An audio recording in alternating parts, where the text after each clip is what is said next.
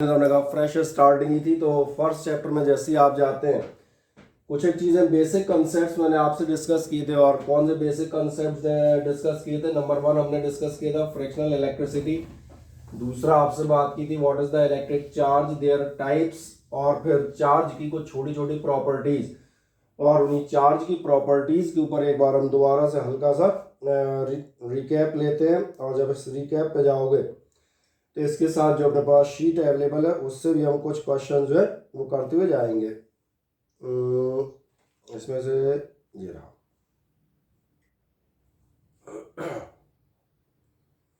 चले, हम जो बात कर रहे थे मैंने कहा चार्जेस और उनकी प्रॉपर्टीज एक जनरल हम लोगों ने लास्ट टर्न पे डिस्कस की थी। चार्जेस की जिन प्रॉपर्टीज पे ध्यान देके एक बार फिर से याद दिला देता हूँ। In short properties of the charge, number first आपसे कहा था चार्ज इज एसोसिएटेड विद, ये ऊपर वाली लाइट बंद कर बेटा, ध्यान नहीं दिया।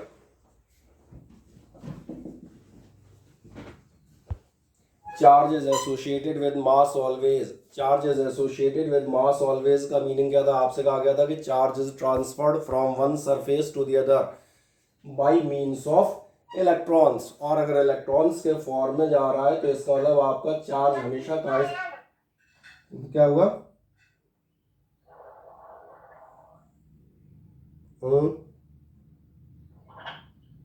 कोई क्वेश्चन है क्या किसी का? बड़ा अपना माइक म्यूट करें अगर मुझसे बात नहीं कर रहे हो तो। हाँ, नेक्स्ट हम जाते हैं एसोसिएटेड विद मास पे थे। मैंने कहा चार्ज कहाँ से एसोसिएट करेगा? It will associate with mass always, यानी कहीं ना कहीं चार्ज किसके थ्रू ट्रेवल करेगा? In form of the particles, unlike the light and sound and heat. जैसे आप सबने एग्जांपल दिया था when light travels from one place to another, तो ये किस फॉर्म में जाती है? In form of waves. Heat it travels in form of electromagnetic waves, but the charge travels in form of massive particles. जैसे सबसे सिंपलेस्ट एग्जांपल हमारे हो गए इलेक्ट्रॉन्स। इसके बाद आपसे सेकंड कहा था चार्जेस ट्रांसफरेबल, ये भी आपको मालूम था चार्जेस ट्रांसफरेबल मींस। इसके लिए एक सिंपल सा एग्जांपल दिया था when sodium loses one electron and chlorine gets one, so charge can be transferred from one surface और one object to the other. इस बेसिस पे आप देखेंगे हमने शाम के करंट इलेक्ट्रिसिटी स्टार्ट किए, that charge can be transferred from here to there. तीसरा इसी बेसिस पे जो हम जा रहे थे वो आपसे कहा था चार्जेस एडिटिव, और एडिटिव का मतलब क्या होगा? चार्ज कैन बी एडेड और subtracted on the basis of its algebraic sign, यानी किसी प्लेस पर अगर आपका +2 और -1 कूलम चार्ज प्रेजेंट है देन द नेट और total charge will be 2 - 1, it can be added directly. और एडिटिव का मतलब था द प्रॉपर्टी और the nature of charge is a scalar quantity. ये रिकैप आपको मैंने देना पसंद किया कि किन्हीं दो चार लोगों ने नहीं सुन पाया हो तो एक बार आप दोबारा से देख लें। स्केलर क्योंकि मैंने कहा था scalars can be additive, these can be added directly algebraically, while in case of the vector quantities like the electric field, और चले इलेक्ट्रिक फील्ड छोड़ें, हम बात कर लेते हैं इलेक्ट्रिक फील्ड हो जाए force, displacement etcetera, these are the vector quantities. तो अगर फोर्स में वगैरह आप ऐड कर रहे हैं in that case these are not additive, उनमें आप कैलकुलेट करते हैं resultant. Resultant means resultant of two vector quantities considering their actual directions. अब अगली चीज पर जाते थे जो आप कह रहे हैं चार्ज एडिटिव है और ट्रांसफरेबल है। तो इस बेसिस पे दो बहुत सुंदर सी प्रॉपर्टी आई थी जो आपको याद रखनी होगी थी, जो आपसे कभी कभार पूछ लेते हैं या इस्तेमाल होती हैं। लॉ ऑफ कंजर्वेशन और कंजर्वेशन ऑफ चार्ज, ये भी मैंने कहा था लाइक वेरियस कंजर्वेशन लॉज, जो आपने तमाम सारे कंजर्वेशन लॉज पढ़े हुए हैं उन्हीं जैसा होगा। और उन जैसे का सेंस हमारे लिए क्या होगा? ठीक है, कंजर्वेशन ऑफ चार्ज का हमारे लिए मीनिंग होगा charge can neither be created nor be destroyed, it can be transferred only from one object to another object and the total charge remains constant. ये बहुत सारे लॉज पढ़ चुके हो, conservation of mass, momentum, angular momentum etcetera. जब charge conservative होता है उसके बेसिस पे फिर एक अगला आता था and that is called quantisation principle. Principle of quantisation मैंने सिंपल में लिख दिया है, क्वांटाइजेशन केवल याद दिलाने के लिए। क्वांटाइजेशन मैंने क्या कहा था? क्वांटाइजेशन ये था कि अगर आपके पास दो सरफेसेस हैं, surface A and B, then the charge can be transferred in terms of electrons only. Charge काय के टर्म्स में ट्रांसफर होगा? In terms of electrons. और जब इलेक्ट्रॉन्स के टर्म में आपका ट्रांसफर होगा, so electron is acting like a packet और बंडल ऑफ चार्ज। जैसे मैंने कहा, अगर आप एक इलेक्ट्रॉन ट्रांसफर कर रहे हैं तो एक मिनिमम अमाउंट ऑफ चार्ज जो भी इलेक्ट्रॉन का होता है उतना तो जाएगा ही। और इलेक्ट्रॉनिक चार्ज आपको केमिस्ट्री से मालूम होता है, दैट इज 1.6 10 - 19 कूलम। और जिन्हें और स्पेसिफिक चाहिए तो भैया माइनस, वैसे इतना तो मालूम ही होता है कि इलेक्ट्रॉन नेगेटिव होते हैं। ये इसी ऑन कर दो।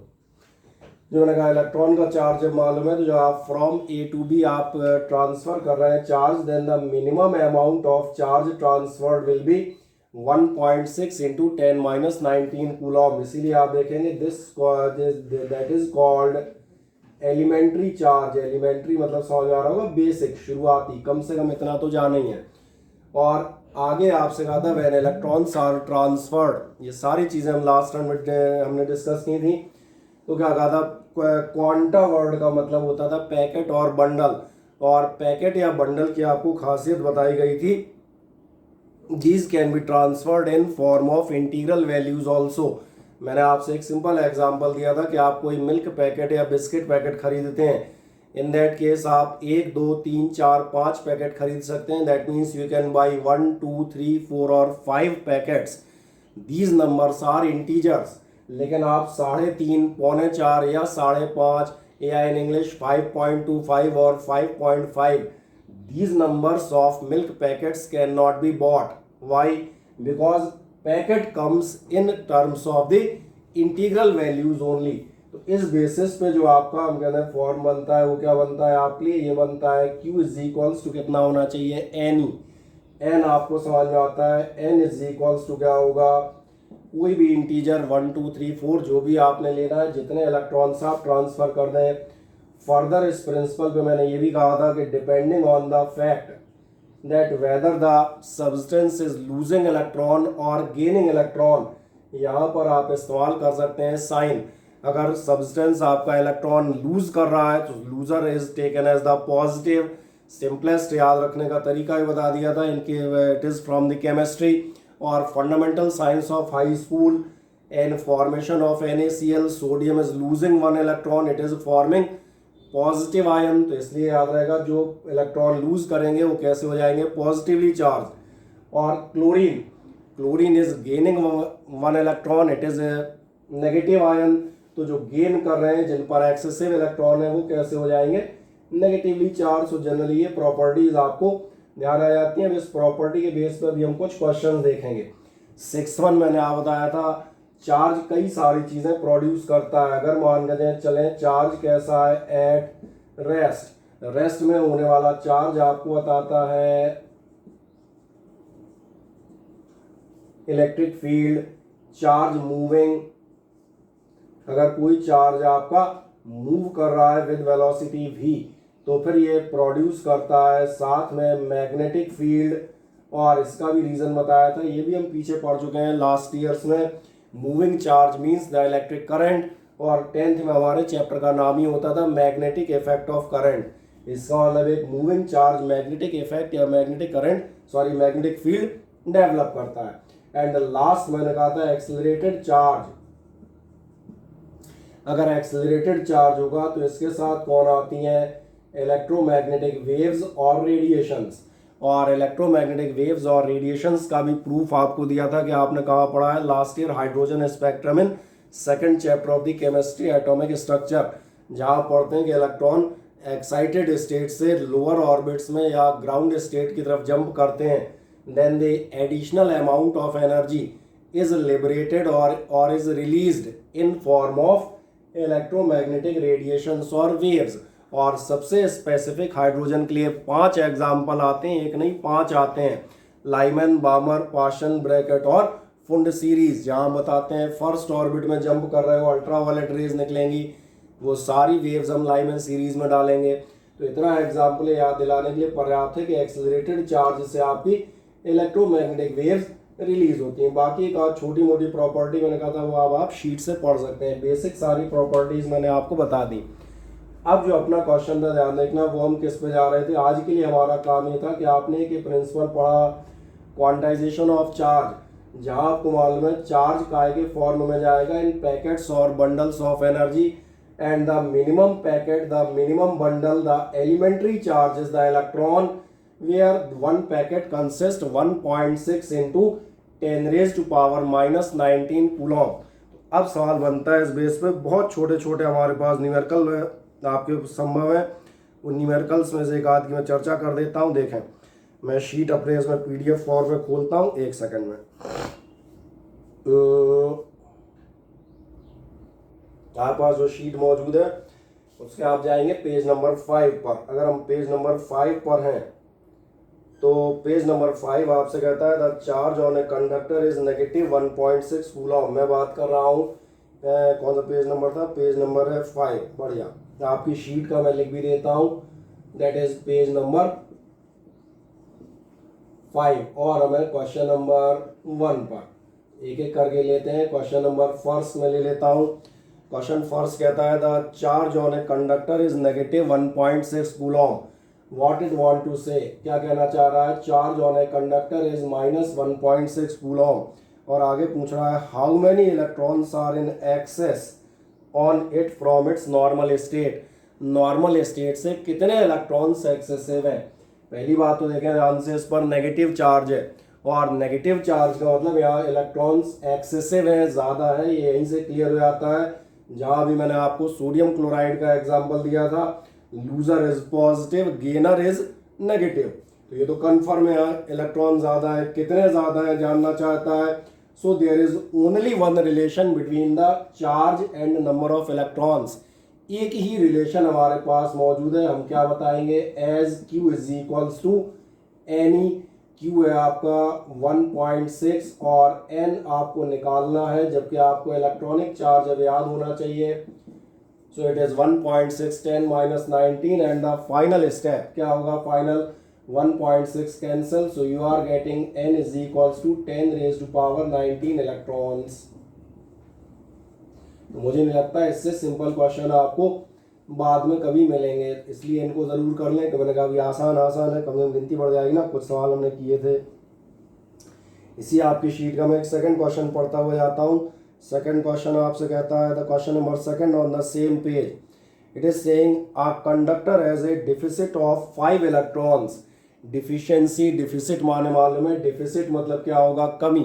Conductor has deficit of 5 electrons, किसी कंडक्टर पर 5 इलेक्ट्रॉन कम है, that means number of electrons is given to you 5, और नंबर ऑफ इलेक्ट्रॉन्स गिवन है। इसके बाद पूछता है find the charge on that conductor.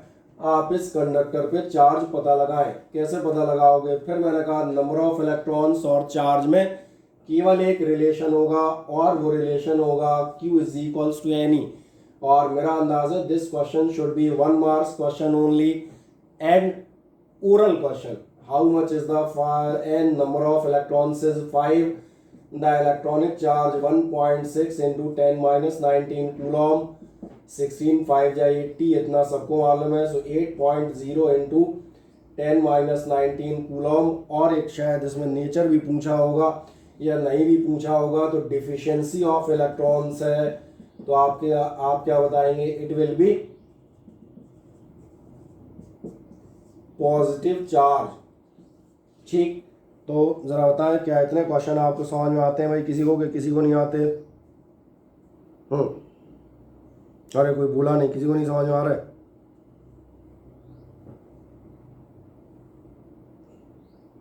चले विशाल यादव, समझ आ रहे हैं क्वेश्चन, नहीं आ रहे? आ रहे हैं, चले बढ़िया। शीट आपने चेक कर ली थी जो आपको भेजी है? चले, और किसने मैसेज किया, बढ़िया आ रहे हैं, अच्छी बात है। चले और आगे आता हूँ, एक दो क्वेश्चन और भी इसी शीट में, इसलिए मैंने कहा लगातार उन्हीं को देखते जाते हैं ताकि आप एक बार शीट भैया पढ़ें और करें। थर्ड क्वेश्चन आपसे पूछता है find the charge on helium nucleus. बहुत सामान्य सा क्वेश्चन आपके लेवल का। क्या कह रहा है, चार्ज ऑन, मैं क्वेश्चन नंबर 3 पे हूँ, और कह रहा है चार्ज ऑन हीलियम न्यूक्लियस। और फिर मैंने कहा था भैया एक बात ध्यान रखना, 12th में हो, फिजिक्स में हो, ये मान के चलेंगे कि पिछली क्लासेस पढ़ते हुए ही यहाँ तक आए हो। और एक मज़ेदार बात है, हर टीचर जो स्टैंडर्ड पढ़ाएगा मान के चलेगा कि वो तुम्हें 7th क्लास पढ़ा नहीं सकता। हीलियम न्यूक्लियस, मेरा ख्याल अगर 9th के बच्चे से ही पूछेंगे व्हाट आर दी, भैया बुला दो, what are the atomic number and mass of the helium, तो वो भी आप बता देगा। हीलियम आपका क्या होता है, हीलियम होता है 2He4। इसका मतलब है हीलियम न्यूक्लियस कंटेन करता है 2 प्रोटॉन्स एंड 2 न्यूट्रॉन्स। तो ये मैंने इसलिए बता दिया, वैसे 12th में मुझे नहीं लगता किसी आदमी को बताने लायक चीज़ है। अगर 12th वाले को ये नहीं मालूम तो बिल्कुल ही समझो गड्ढे में डला है, उसका उद्धार संभव नहीं होने वाला। तो मैंने कहा अगर चार्ज ऑन हीलियम न्यूक्लियस पूछ रहा है तो जैसे ही आप हीलियम न्यूक्लियस की बात करेंगे 2 प्रोटॉन्स आर देयर। प्रोटॉन भी आपको मालूम है इलेक्ट्रॉन का पॉजिटिव पार्टिकल है। कितना होगा आपका, Q इज इक्वल्स टू हो जाएगा Ni, और कहानी खत्म। नहीं आया समझ में, आप ज़्यादा बता देंगे एज 2 प्रोटॉन्स। वैसे इसको मुझे नहीं लगता है एग्जाम में इसको लिखने की ज़रूरत है, डायरेक्ट आप कर सकते हैं Q is equals to Ni, यानी Q इज इक्वल्स टू कितना हो जाएगा 2 इंटू 1.6 10-19 यानी 16 दूनी 32। ये आप कैलकुलेट कर लेंगे, दैट्स ऑल। और एक क्वेश्चन बढ़ता हूँ, क्वेश्चन नंबर 4। छोटे छोटे क्वेश्चन है इसलिए इनको डायरेक्ट लगाते आ रहे हैं, मुझे लगता है इनमें कोई अपने को अलग से मेहनत करने की ज़रूरत है। अरे शीट कहाँ गई, ये रही, ठीक है। नेक्स्ट इसके बाद आपका क्वेश्चन नंबर 1 2 3 4। क्वेश्चन नंबर 1 2 3 4 भी बहुत प्यारा क्वेश्चन है। कहता है 6.25 इंटू 10-12 6.25 इंटू 10-12 इलेक्ट्रॉन्स। क्वेश्चन सुने ध्यान से। 6.25 into 10⁻⁻12 electrons were removed from a glass rod. What is the magnitude of positive charge acquired by the rod? अरे यार ये नहीं कर पाओगे। This much electrons are removed from a glass rod. What is the magnitude of positive charge? मेरा ख्याल है फिर आप कर देंगे Q is equals to Ni। शुरुआती टर्न है मनोरंजन का, इसलिए इन सवालों को कर भी दिया है। तो आपको मालूम है जब आगे बढ़ते हैं तो इस टाइप के सवाल फिर मैं करता नहीं हूँ, तो इसलिए कर दिए हैं कि चलें जो लोग शुरू से बैठे हैं उनको हल्का सा हम कहते हैं अपने ऊपर कॉन्फिडेंस आने लगे कि हाँ क्वेश्चन हमने कर लेंगे, क्योंकि पिछले साल भी कम से कम 500 क्वेश्चन किए बैठे हो इस टाइप के। तो इतना तो आता है। कितना हो गया नंबर ऑफ इलेक्ट्रॉन्स और इलेक्ट्रॉनिक चार्ज, यानी 1.6 10-19। मुझे लग रहा है चलो 10⁻⁻12 तक +12 था। इसको चेक करें ज़रा। ये था ग्लास रॉड में कौन सा क्वेश्चन था, 4th वन। 6.25 इंटू 10⁻12 ही कर दें चल, क्योंकि -12 होगा नहीं, 0 पॉइंट आप इलेक्ट्रॉन निकाल नहीं सकते, इसलिए मैंने चेक किया। तो क्या होगा 6.25 10 12, इसको मल्टीप्लाई कर लोगे दोनों जेड 6.25 1.6 पावर मैं लिख देता हूँ -90। Principal of quantization of charge पे ख़त्म होते हैं। जब ये क्वेश्चन आपके हो जाते हैं तो अब आप क्या करेंगे कि स्क्रीनशॉट ले लें, घर पे इनको एक बार दोबारा से सॉल्व कीजिएगा, फिर मैं आपके लिए एक्चुअल चीज़ कूलॉम्स लॉ स्टार्ट करूँगा। इसके बाद मैं हटता हूँ, ले लें।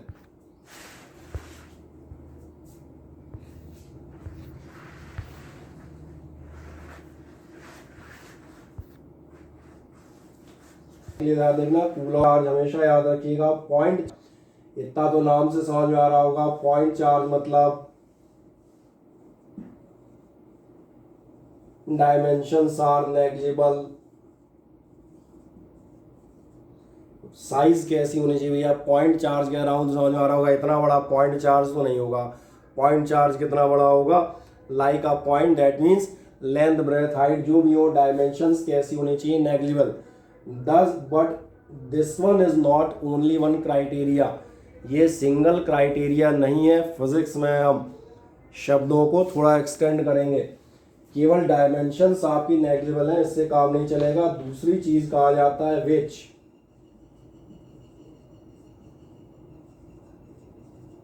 फॉलोज इनवर्स स्क्वायर रूल, उसको आप पॉइंट चार्ज मानेंगे जो इनवर्स स्क्वायर रूल फॉलो करता होगा। आप पूछेंगे क्या है इनवर्स स्क्वायर रूल, मैं भी डिस्कस करता हूं 1 मिनट बाद, आपको बेहतर समझ में आएगा अगर आप उसके पहले एक चीज देखेंगे। पहले इतना देख लें, पॉइंट चार्ज के लिए ही आपका कूलॉम्स लॉ एप्लीकेबल है। कूलॉम्स लॉ कहता क्या है, कूलॉम्स लॉ कहता है अगर आपके पास दो पॉइंट चार्ज हैं and let these charges be Q1 and Q2 which are separated by a distance r, ये मैंने मान लिया charges Q1 Q2 which are separated by a distance r। अगर इसको आपको समझना है तो कुछ मत करें, छोटी सी बात देखें कि आपको ऐसा याद आता है कि लास्ट ईयर इन 11th आप जो है कि लॉ ऑफ ग्रेविटेशन पढ़ रहे थे, अगर वो याद है तो आपको ये लॉ बिल्कुल सीधा सीधा याद ही है। लॉ ऑफ ग्रेविटेशन आपसे कहता था the gravitational force between any to masses, ये हमने 9th में भी पढ़ा और 11th में भी। मैं यहाँ दिखा देता हूँ gravitational force between any to masses m1 and m2, ये दो बातों में डिपेंड करता था। आपसे बताया जाता था directly proportional to product of the masses m1 and m2, और दूसरा बताते थे f प्रोपोर्शनेट, बिल्कुल सही आप कह रहे हैं, inversely proportional to the square of distance, बिल्कुल सही जवाब है आपका। और इसके बाद हम इन्हें कंबाइन करते थे, अलग पेन का इस्तेमाल मैं इसलिए कर रहा हूँ ताकि आप देख जाए कि मेन कंटेंट नहीं है, ये मैं साइड में कोई अलग चीज़ समझा रहा हूँ। Gm1m2/r², आप बताते थे G is a constant called gravitational constant, ठीक है। तुम जरा ध्यान से देखो, दो बातें बिल्कुल साफ समझ में आएंगी। पहले मैं इसकी चर्चा करता हूँ लॉ ऑफ ग्रेविटेशन, क्या आपको नजर आ रहा है? लॉ ऑफ ग्रेविटेशन का सेकंड स्टेटमेंट क्या है? लॉ ऑफ ग्रेविटेशन का सेकंड स्टेटमेंट है फोर्स इज, मैं पढ़ता हूँ टुकड़ों में, इनवर्सली प्रोपोर्शनल। तुम देखो ध्यान से, मेरी उंगली कहीं और है, मैं पढ़ कहीं और रहा हूँ, मैं पढ़े आ रहा हूँ। Force is inversely proportional to the square of the distance. आपने ध्यान नहीं दिया, that is called inverse square rule. Inverse square rule ही है कि फोर्स काय के प्रोपोर्शनेट होगा, वो सॉरी इनवर्सली प्रोपोर्शनल होगा स्क्वायर ऑफ द डिस्टेंस के, ये कहलाता है इनवर्स स्क्वायर रूल। तो पॉइंट चार्ज की डेफिनेशन क्लियर हो गई होगी। पॉइंट चार्ज किन्हें माना जाएगा? जो पहली बात तो पहली कोशिश तो होगी छोटे हो, और अगर छोटे नहीं बाय द वे मोटे हो गए हो तो भी उनसे पूछ लेंगे भाई तुम इनवर्स स्क्वायर रूल फॉलो कर रहे हो क्या, तो बिल्कुल कहेंगे हाँ। और इसीलिए पॉइंट चार्ज का एक बहुत सिंपल सा एग्जाम्पल होता है स्फेरिकल शेल, और खूब मालूम है स्फेरिकल शेल का मतलब फुटबॉल होती है, और फुटबॉल पॉइंट नहीं होती, लेकिन फुटबॉल को हम क्या कंसीडर करते हैं? पॉइंट चार्ज, क्योंकि आगे जाके मैं प्रूव करूंगा। And for various persons present in this batch, जब मैंने गॉस थ्योरम अप्लाई किए तो ये प्रूव किया है कि गॉस थ्योरम का फोर्स और इंटेंसिटी इस इनवर्स स्क्वायर रूल को फॉलो करते हैं। यानी एक्सेप्शन है इस मामले में, जो हम देसी रूल अपनाते थे पॉइंट चार्ज मतलब छोटा चार्ज नहीं, छोटा चार्ज नहीं, समटाइम्स मोटा charge also, the condition is there the charge which is following inverse square rule. इसलिए मैंने उसका वो एग्जांपल दिया है जो साफ नजर आता है, दिखने में पॉइंट नहीं है, कंडीशन वाइज पॉइंट चार्ज है।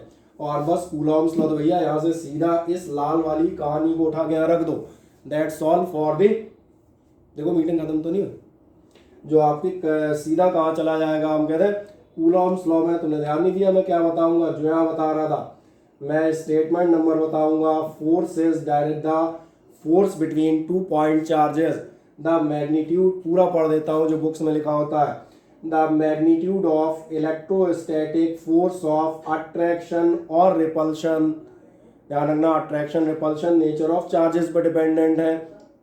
मैं वो लाइन पढ़ रहा हूँ which is printed in the books. क्या कह रहा है ये एफ क्या है? The electrostatic force of electro repulsion और attraction between any two point charges.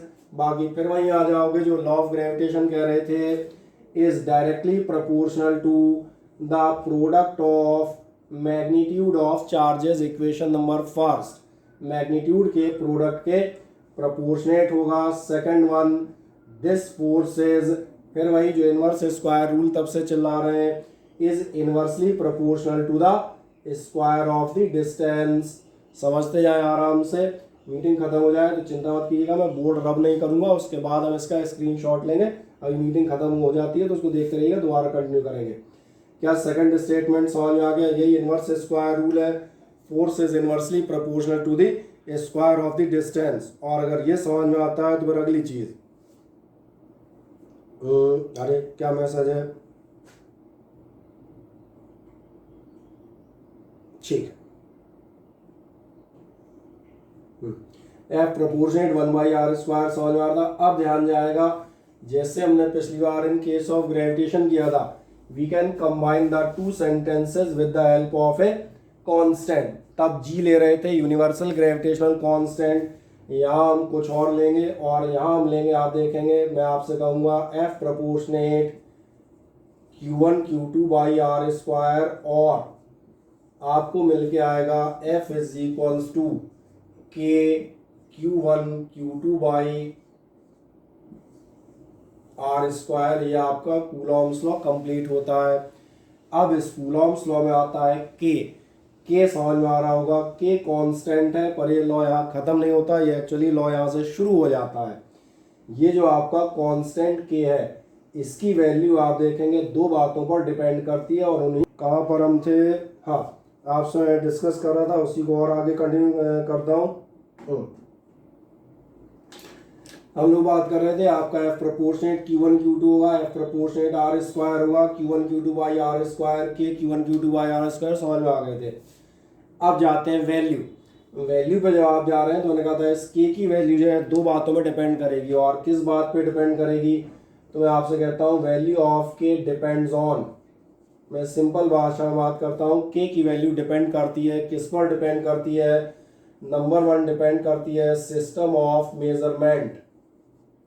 मैंने कहा आप सबसे पहले किस बात पर डिपेंड करेगी, सिस्टम ऑफ मेजरमेंट, और दूसरा डिपेंड करती है ये नेचर ऑफ मीडियम। अब एक काम करो, यहाँ तक का स्क्रीनशॉट लो, तो मैं पूरा साफ करके दोबारा से इसको आगे स्टार्ट करूँ। मैं यहीं से स्टार्ट करूँगा, मैं एक सेकंड हटता हूँ, स्क्रीनशॉट ले लो आराम से।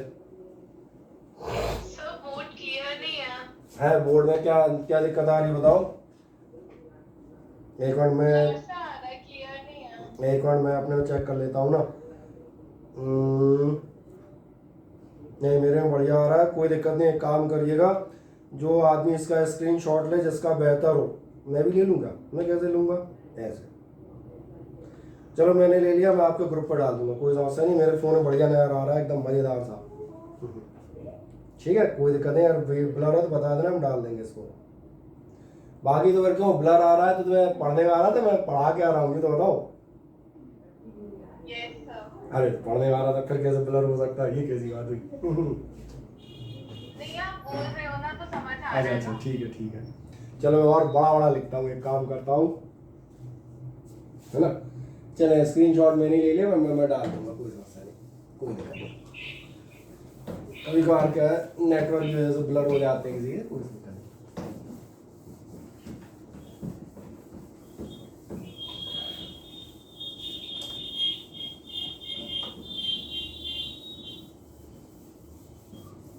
चले, अब हम जैसे अगली बात पे चल रहे थे उसको कंटिन्यू करते हैं। बेसिकली मैंने आपका क्या चीज़ निकाल ली, तो पहला जो आपने निकाला वो आपने क्या निकाला, ध्यान देखना, आपने निकाल लिया एफ इज इक्वल टू, बेटा आपने माइक म्यूट करना, किसी का माइक चालू है, माइक अपना म्यूट कर दें, देख के किसका है।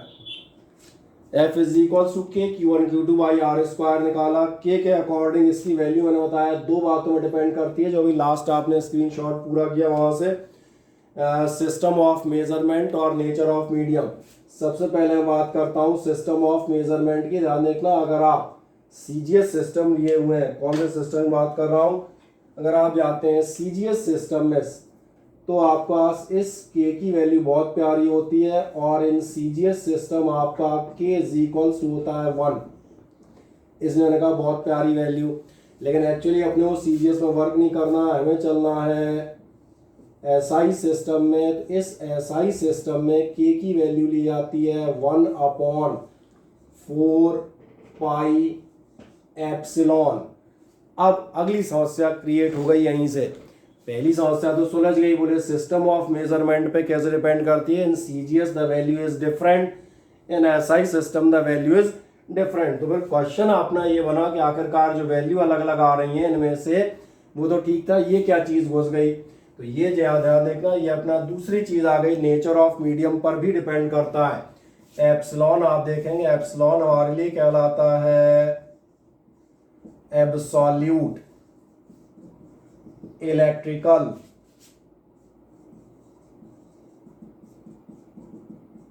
1 परमिटिविटी ऑफ मीडियम।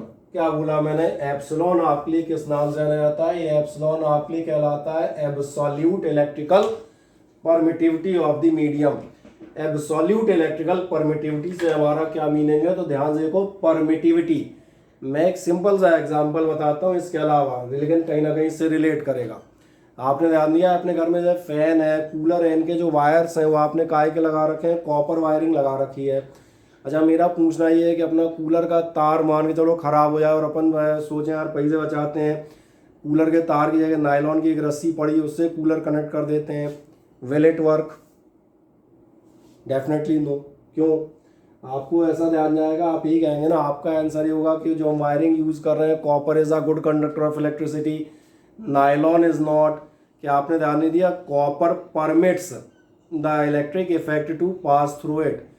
कॉपर कहीं ना कहीं परमिट करता है, अलाउ करता है electric current to pass through it, लेकिन नायलॉन नहीं करता। इसके अलावा आपको समझ में आएगा मीडियम की परमिटिविटी होती है, और यही जो परमिटिविटी है, समझ में आ रहा होगा कितना इलेक्ट्रिकल इफेक्ट अपने में से होकर पास ओवर होने देगा। दो चार्जेस आपके रखे हैं, दो चार्जेस अगर रखे हैं, अभी थोड़ी देर बाद और डिटेल में डिस्कस करूंगा, इनके बीच में एयर है, वाटर है, कोई ऑयल है, ग्लिसरीन है, एल्कोहल है, number of mediums are change between the same particles, तो इनके बीच का फोर्स चेंज हो जाता है। और फोर्स किस पे डिपेंड करता है? इसी बात पे डिपेंड करेगा कि जो इंटरवेनिंग मीडियम है उसका नेचर क्या है, वेदर इट परमिट्स और allows the electrical effect to pass through it और नॉट। ये अपने में से इलेक्ट्रिकल इफेक्ट को पास ओवर होने देगा या नहीं होने देगा, या होने देगा तो कितने परसेंट होने देगा। तो ये जो टर्म आता है ये किस नाम से आता है? नेचर ऑफ मीडियम, यानी कि एब्सोल्यूट इलेक्ट्रिकल परमिटिविटी। अब चूंकि अभी हम जहां बात कर रहे हैं फिलहाल, वहां याद रखना है 99% ऑफ द केसेस दो चार्जेस के बीच का मीडियम एयर होगा। तो ये याद रखिएगा, फॉर फ्री स्पेस। और फ्री स्पेस का हमारे लिए मीनिंग है, जब मैं फ्री स्पेस की बात कर रहा हूं तो इससे मेरा मतलब होता है एयर या वैक्यूम। आप इसके लिए ध्यान देखना, इस एप्सिलॉन को आप लिखते हैं एप्सिलॉन नॉट। तो अब आपको ये डिफरेंस बिल्कुल परमानेंट समझ में आना चाहिए कि when you are writing epsilon, then epsilon is the absolute electrical permittivity of any medium. Any medium means any one except air. Air को हमने एक स्पेशल सिंबल अलॉट किया हुआ है, लेकिन अगर आप एयर या वैक्यूम की बात कर रहे हैं, या इन टर्म्स ऑफ फिजिक्स आप फ्री स्पेस भी कह दें कुछ बुक्स, तो ध्यान रखना इसी epsilon absolute electrical permittivity of air, इसके लिए हमने सिंबल बना दिया एप्सिलॉन नॉट। बेसिकली दोनों का मतलब एक ही है, it stands for the air और vacuum, and that is a general term for any medium, alcohol, wax, water और भी कोई ग्लिसरीन, जो भी आप लें।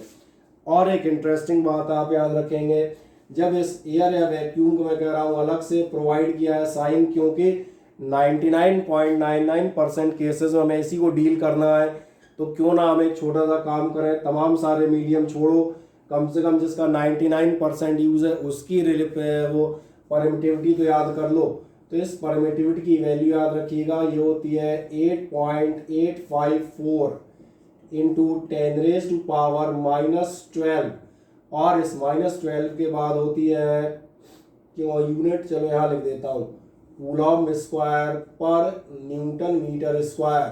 थोड़ी देर बाद पूछना ये यूनिट कहाँ से आई, तो वो भी मैं आपको बता दूंगा। वैसे यूनिट और डायमेंशन निकालना अपन 11 में खूब खेला है ना, 11 में आधा साल तो अपना डायमेंशन खेलते ही निकल गया था। चले, जब हम बात करते हैं फ्री स्पेस की, ये याद रखेंगे एप्सिलॉन नॉट, और वैल्यू याद रखेंगे। इसका मतलब ये है, जो हम यहाँ बात कर रहे थे F इज इक्वल्स टू के की वैल्यू मैंने डिस्कस कर दी, तो फिर ध्यान देखें Coulomb's law for free space. अगर हम कहाँ की बात करें, हम बात कर रहे हैं फॉर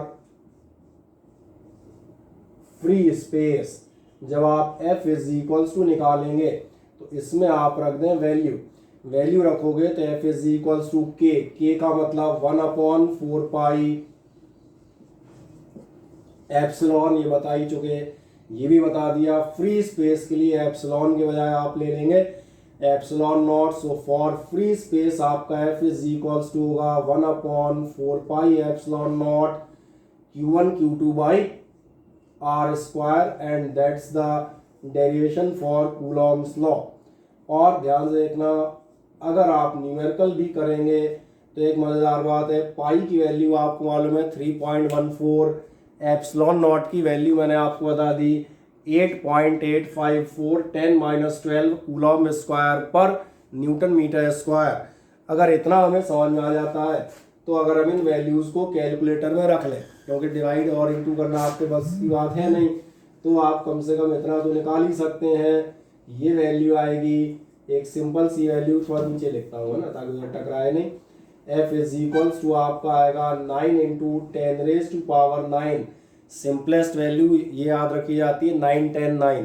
कभी मैं बोलूँगा तो क्या कह दूंगा, F is equals to 9 10 9 Q1 Q2 by are square. 9 10 9 मतलब ऐसे मत लिख देना 9 10 9, 9 10 9 का मतलब है 9 × 10⁻⁹, ये कांस्टेंट हो गया।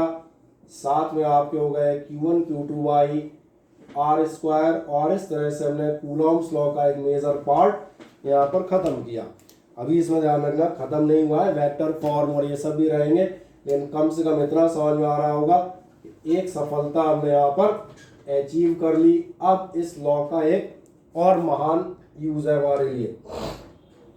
इस लॉ के बेसिस पर हम यूनिट चार्ज या 1 कूलॉम की डेफिनेशन देते हैं, which is asked in your board examinations.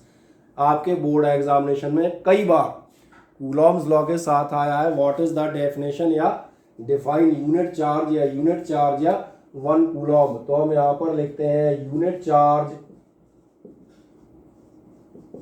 और अब साथ में लिख देता हूँ 1 कूलॉम। अगर कोई आदमी यूनिट चार्ज या 1 कूलॉम जानना चाहता है, वो जानना चाहता है कि 1 कूलॉम चार्ज आखिरकार कितना होता है, तो एक बहुत सामान्य सी बात करते हैं, ध्यान से देखें। ये याद होगा लास्ट ईयर, इन्हीं डेफिनेशन की मदद से हम डेफिनेशन निकालते हैं। आज मैं मान के चलता हूँ if Q1 is equals to Q2 is equals to Q। मैंने 2 चार्जेस सिलेक्ट किए हैं, और कैसे चार्जेस सिलेक्ट किए हैं, दोनों charges equal Q1 is equals to मैंने कहा Q2, और दोनों चार्ज Q सिलेक्ट कर लिए। अब एक काम करता हूँ, इनको रखता हूँ मैं R is equals to 1 metre distance पर। कितने डिस्टेंस पर प्लेस करूँगा, 1 मीटर डिस्टेंस पर। अच्छा, ये चार्ज किसने लिए हैं, मैंने लिए हैं। तो जब मैंने लिए हैं तो मैं ऐसे लूँगा छाट के कि उनके बीच का फोर्स कितना आ जाए, 9 × 10⁻⁹ Newton. So what am I saying? I have selected 2 similar charges placed at a distance of 1 meter. The charges are selected in such a way that the force between them becomes 9 × 10⁻⁹ Newton. So what will happen? Hence from Coulomb's law, पूरा लिख देता हूँ।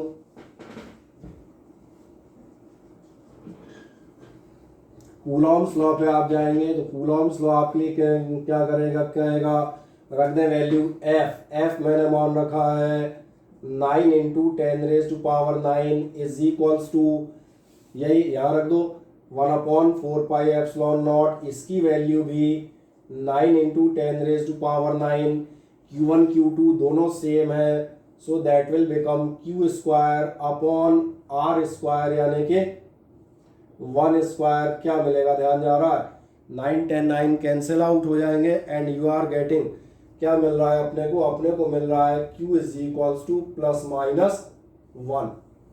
और अगर unit समेत लिख दूं तो कूलॉम। और इसके बाद एक सामान्य सी चीज, अगर आपको मैथमेटिक्स को ट्रांसलेट करना आ गया है पिछले पूरे साल के दौरान, तो बस आपकी यूनिट चार्ज की डेफिनेशन कंप्लीट हुई। मैं एक बार हिंदी में दिखाता हूं, then we will move in English. क्या कह रहा है, 1 कूलॉम चार्ज कौन सा चार्ज है, जरा देखें। यूनिट चार्ज या 1 कूलॉम आखिरकार कौन सा चार्ज है, जरा देखो कौन सा है जो, ध्यान से देखना, इतना फोर्स अप्लाई करता है 9 10 9। कब अप्लाई करता है, 1 मीटर डिस्टेंस पर। किस पर करता है, बिल्कुल सिमिलर चार्ज पर। यानी एक रफ डेफिनेशन का कंसेप्ट क्लियर हो जाता है। रफ डेफिनेशन क्या कहेगी, 1 कूलॉम चार्ज हम किसे मानेंगे, जो 1 मीटर पे रखे सिमिलर चार्ज पर इतना फोर्स अप्लाई कर डाले तो फिर हमें समझ में आता है। नाउ इन इंग्लिश आप कह देते हैं द 1 कूलॉम चार्ज और unit charge is that one which repels a similar charge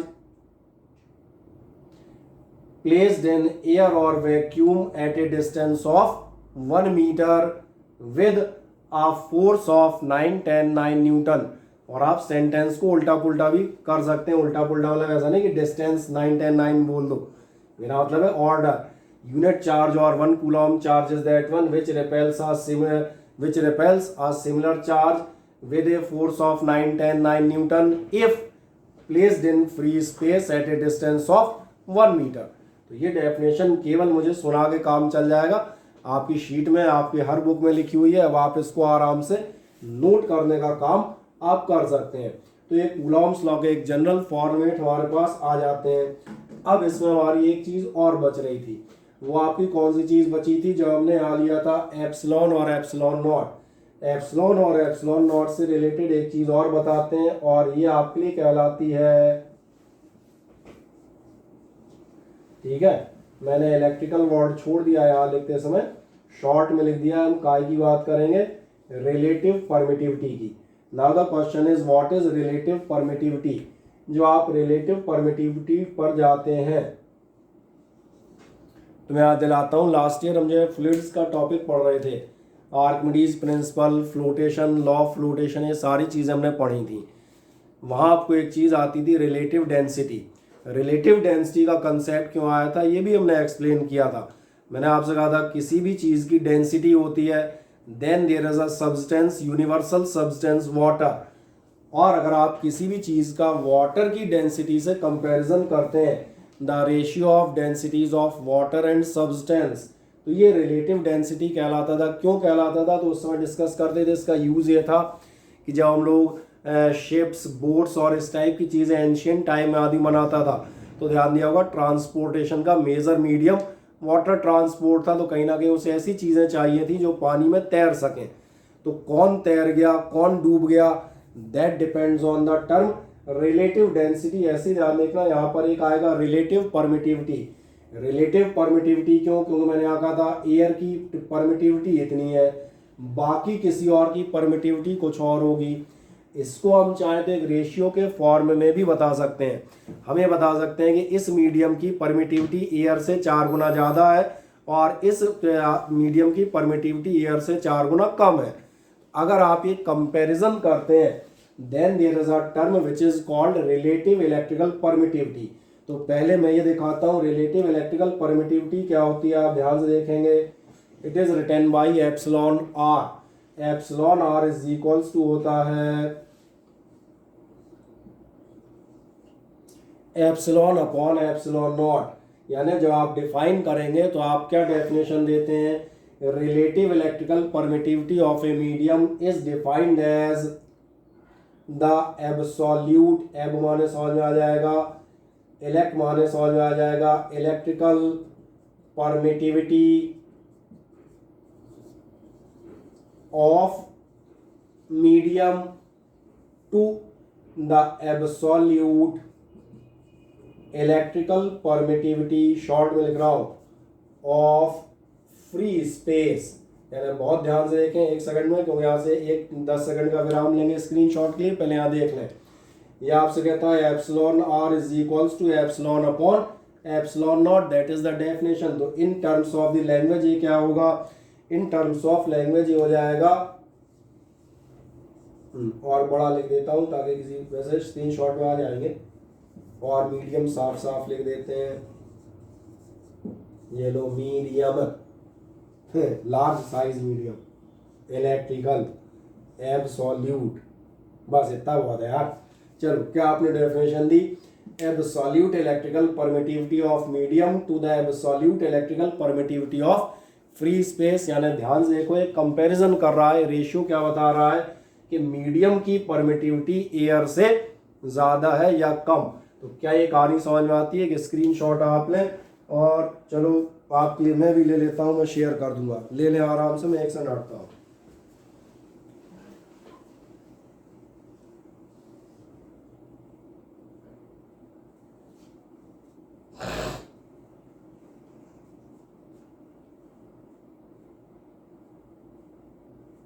ले लिया, चल आए तो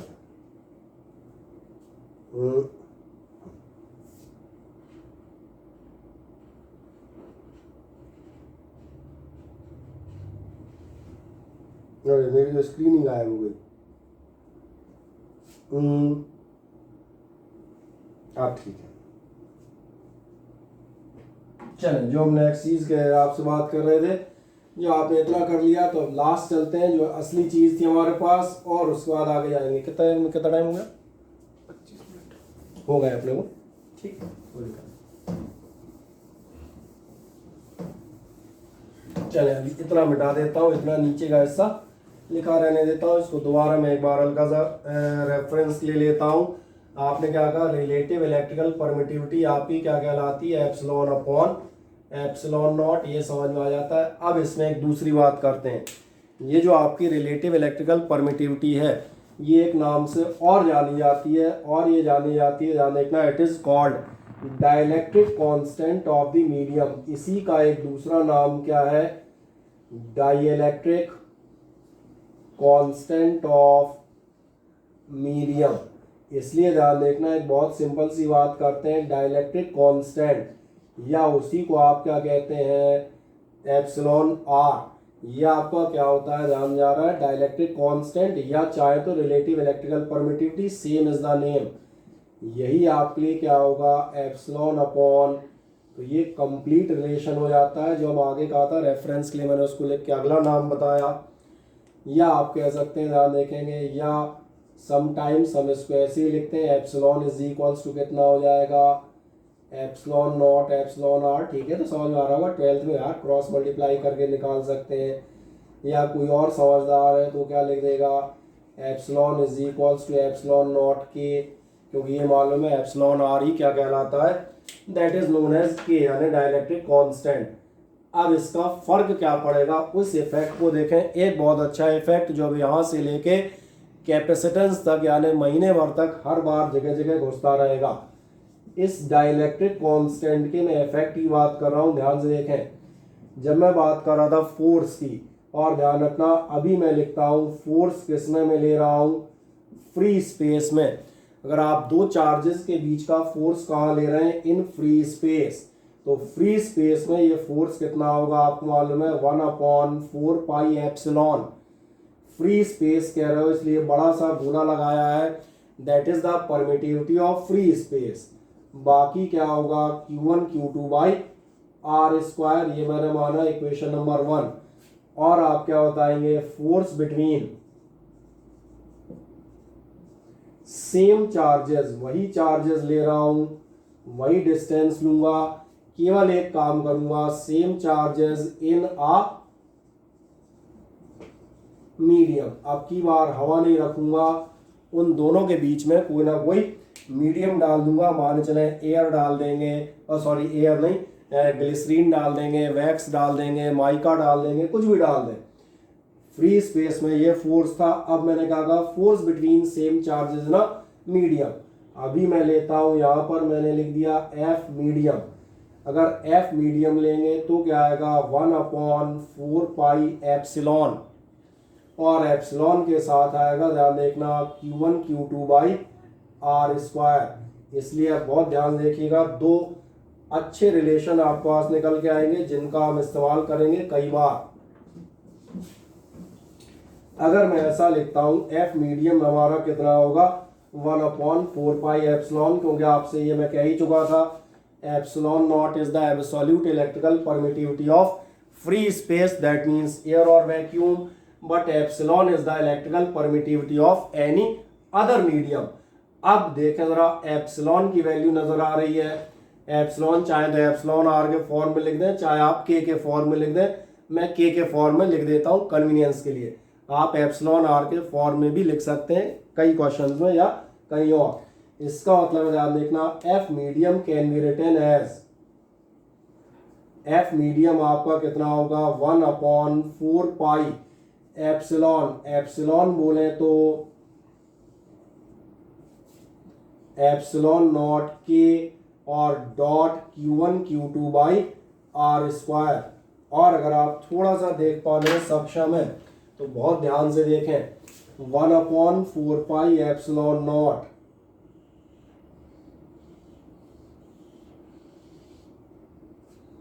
ये हिस्सा आपको नजर नहीं आया जो मैंने कहा है, और मैं डार्क करता हूं हल्का सा।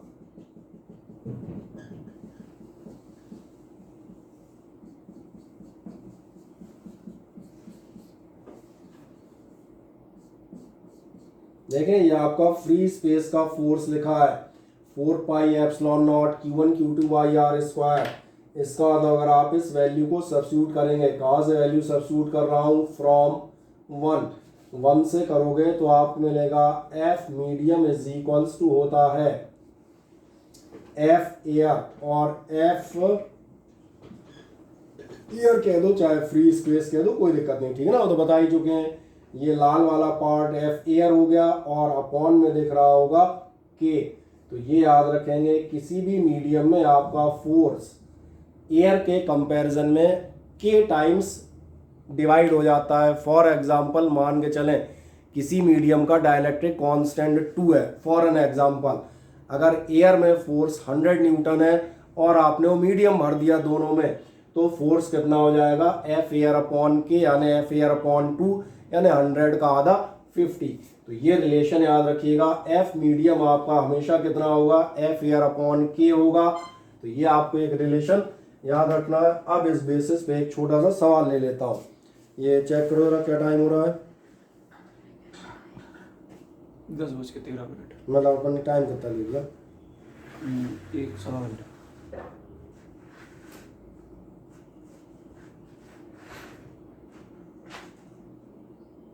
ठीक। अब अगले नंबर पे जाएंगे।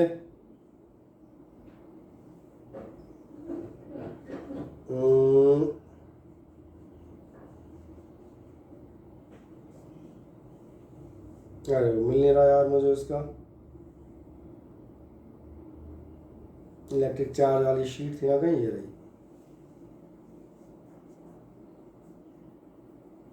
ठीक है, एक सेकंड में आपके लिए इलेक्ट्रिक चार्ज की शीट से शायद हमने फर्स्ट 4 क्वेश्चन किए थे, 4 और 5। मैं जाता हूँ क्वेश्चन नंबर 5। क्वेश्चन नंबर 5 अपना इतने में हो जाएगा आपका। क्वेश्चन नंबर 5 की बात कर रहा हूँ, कौन से क्वेश्चन की पे अपन है, हम लोग है क्वेश्चन नंबर 5 ऑफ, ये पेज नंबर अपना हुआ करता था, पेज नंबर भी 5 था, बहुत बढ़िया, page number 5 of the sheet.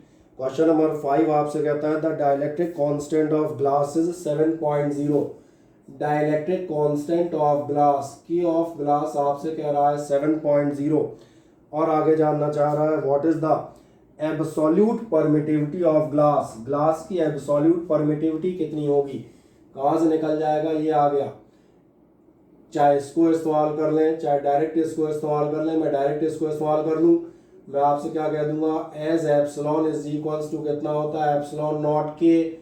ये आपकी मीडियम यानी ग्लास का परमिटिविटी, नॉट माने मालूम है एयर की, यानी एप्सिलॉन इज इक्वल्स टू कितना होगा, अब ये याद होना चाहिए, एयर की मैंने आपसे कही थी 8.854 इंटू 10⁻⁻12, और इसके बाद आप जाएंगे के हमारे लिए है 7, रख दोगे वैल्यू तो एप्सिलॉन इज इक्वल्स टू आपका यहाँ पर निकल आएगा। और यूनिट इसकी आपको याद होनी चाहिए, कूलॉम स्क्वायर पर न्यूटन मीटर स्क्वायर। एक चीज़ और बता देता हूँ जिन लोगों को यहाँ पर, वैसे तो मेरा मानना था यूनिट डायमेंशन आप निकाल सकते थे, कहाँ से निकालिए, ध्यान देखें, F is equals to 1/4πε Q1 Q2 by are square, यानी एप्सिलॉन इज इक्वल्स टू कितना होगा, एप्सिलॉन इज इक्वल्स टू होगा Q1 Q2 upon 4πr square, और साथ में हो जाएंगे F, सही है।